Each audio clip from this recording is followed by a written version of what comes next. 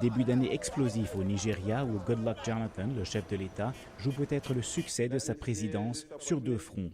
Défi sécuritaire tout d'abord dans la partie nord du pays où ces dernières semaines, plusieurs dizaines de personnes ont trouvé la mort dans divers attentats revendiqués par l'organisation islamiste militante Boko Haram.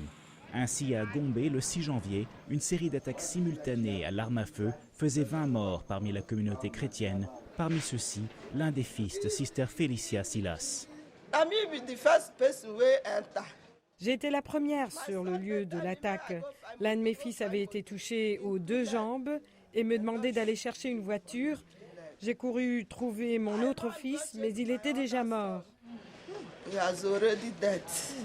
Des attaques qui font suite à l'ultimatum donné par l'organisation aux chrétiens nordistes pour que ceux-ci quittent la région. Mais si cet ultimatum n'a été pour ainsi dire pas suivi, la tension dans le nord du Nigeria reste très vive.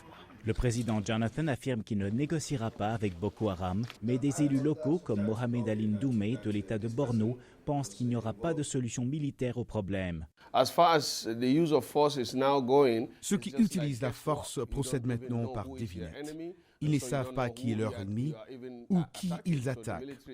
Les militaires pensaient que leur seule présence allait ramener l'ordre, mais ça n'a pas marché. Défi économique ensuite. Depuis plus d'une semaine, des dizaines de milliers de Nigérians sont descendus dans la rue pour protester contre l'abolition de subventions fédérales sur le prix de l'essence. Goodluck Jonathan affirme que le Nigeria ne peut plus se permettre une telle subvention qui coûte au moins 6 milliards de dollars par an à l'État. Mais l'homme de la rue ne veut pas payer la facture ainsi alourdie car le prix de l'essence a tout de même triplé depuis le 1er janvier.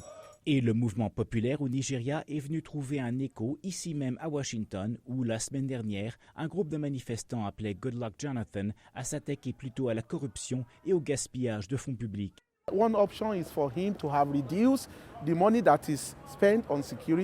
La solution, ce serait que le président réduise les dépenses sécuritaires et coupe les salaires et allocations des 17 500 élus dans ce pays.